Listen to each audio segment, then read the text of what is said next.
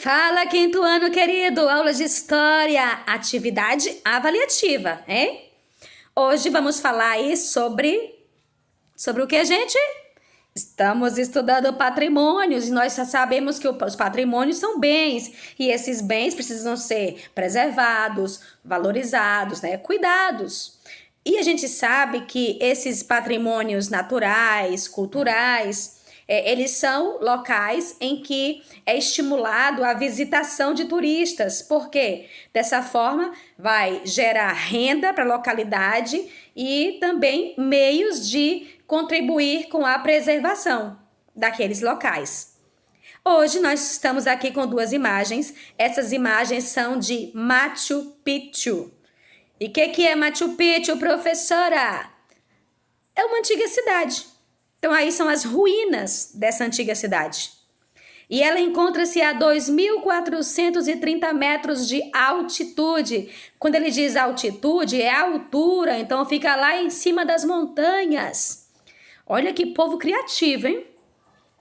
E além disso, nos diz que ela está no meio de uma floresta de montanhas tropicais nas encostas dos Andes, no Peru.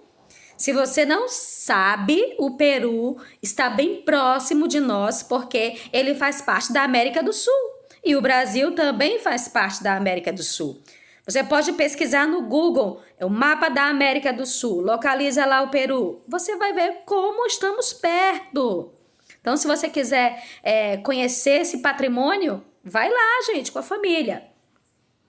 Seguindo aqui nossa atividade, aqui nos diz que a cidade foi construída no século XV pela civilização Inca e é considerada uma obra-prima da arquitetura e da engenharia desse povo. Os monumentos da antiga cidade se misturam à paisagem natural. Lembra que ela está no meio de uma floresta tropical? Isso quer dizer que é quente, tá, gente? Tropical é quente. E, diz que essa mistura aí faz o quê? Faz revelar uma harmoniosa relação entre a cultura humana e a natureza. Lembra que eu falei para vocês que toda vez que encontrarmos a palavra cultura, cultural, quer dizer o quê? É o resultado do trabalho do homem. São as coisas que o homem faz, por isso que é cultural. E natural é aquilo que vem de Deus, da natureza. Além disso, ele traz algo mais sobre a localização, né? Diz que está entre os Andes peruanos e a bacia amazônica, que é a mesma floresta que passa aqui pra gente, no Amapá. Então, a gente vê que nós estamos dividindo aí uma floresta com eles. E diz mais, diz que Machu Picchu abriga um conjunto de diversos de microclimas, então as temperaturas lá devem variar bastante. E tem vários habitats e espécies de flora e fauna. Lembrando, flora são plantas, fauna são os animais. E isso garante o quê? A sua importância global, a preservação da biodiversidade. Sempre comento com vocês que a palavra bio vem de quê? De vida. Então lá tem muita diversidade de vida. E vida não é só animais, é tudo que tem vida, plantas, animais. Esse conjunto. Então, o que podemos destacar aqui, gente? Pega seu marca-texto aí, sei lá, uma canetinha com uma régua, um lápis, qualquer coisa.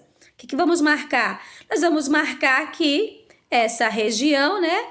Que ela fica onde? No meio de uma floresta montanhosa. Nas encostas dos Andes, no Peru. O país é Peru. O que mais podemos marcar? Podemos marcar que ela é considerada uma obra-prima da arquitetura e também da engenharia. Esse povo era já avançado nos conhecimentos.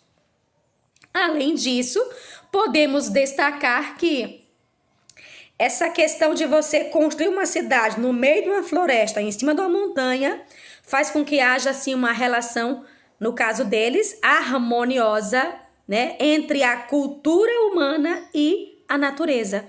Então, a cidade que eles construíram e a natureza lá, que nós vimos que está dentro lá da bacia amazônica também, né?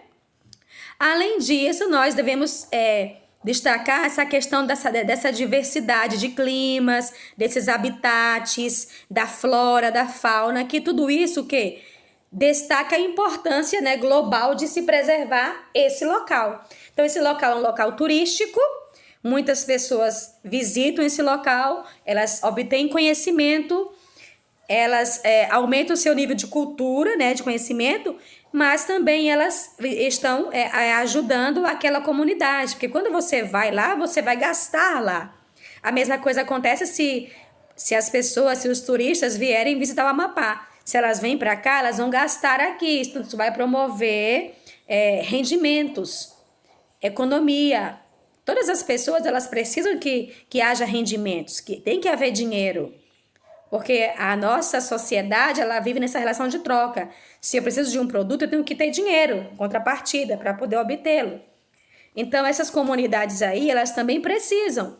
E essas visitas promovem, essa circulação aí de dinheiro, vai gerar economia, rendimentos, para preservar esse ambiente e também para a comunidade. Agora que você já destacou essas informações, você vai responder essas simples perguntas, tá? Vamos à próxima página.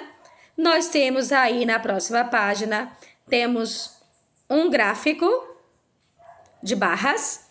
Lembrando que todo gráfico ele vem com um título e nesse caso, o gráfico que nós temos aí, ele diz que é o número de propriedades do patrimônio mundial por região.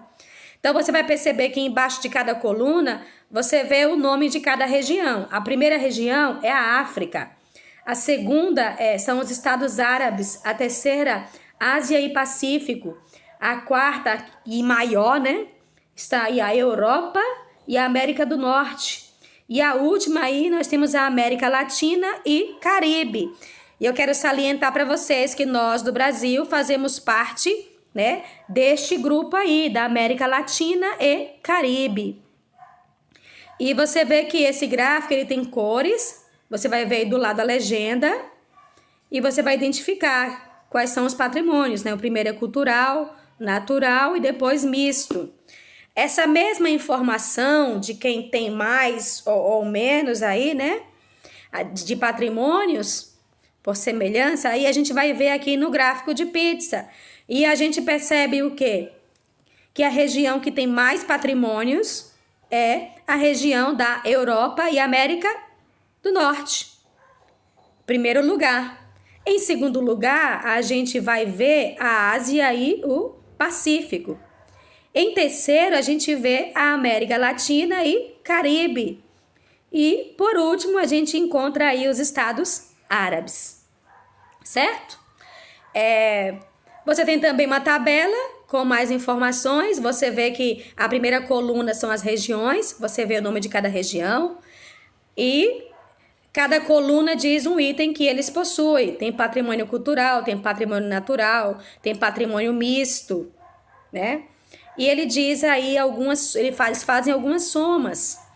E vamos à pergunta que temos que responder, que é a letra A. E a letra A nos diz, de acordo com as informações, qual é a região do mundo com maior quantidade de patrimônio mundial inscrita? Então, nessa tabela, a gente percebe, que nessa coluna aí, a gente vai ter os valores de quem tem mais patrimônios inscritos. Observando os valores, qual é a região que tem mais inscritos? Responda. Para a letra B, ele nos diz, no total, a maior quantidade de patrimônios naturais ou culturais?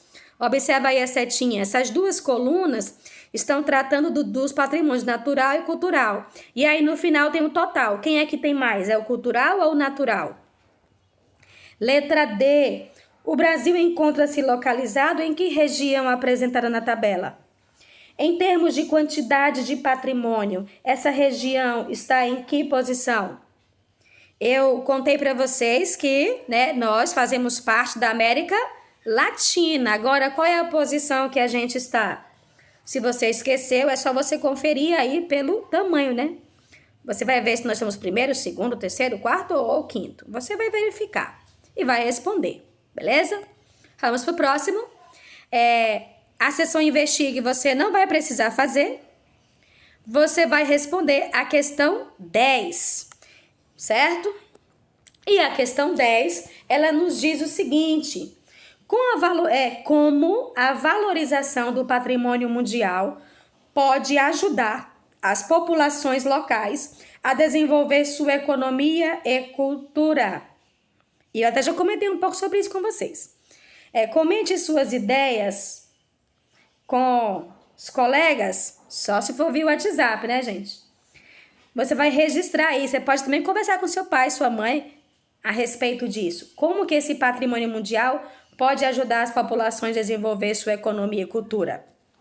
Eu já comentei sobre isso, mas se você não lembrar, você também pode dar uma voltinha no seu livro, na página 66, e você também vai encontrar aí algumas coisas a respeito. Ok? Muito bem, faça a sua atividade, envie para mim, lembrando que ela é avaliativa.